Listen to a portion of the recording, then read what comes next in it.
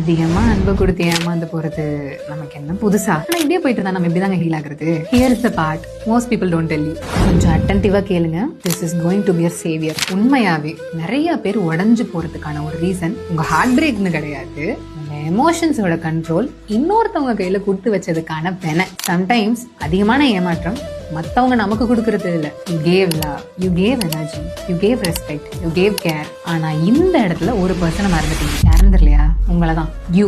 Healing doesn't start when they come back to you. It starts when you come back to yourself.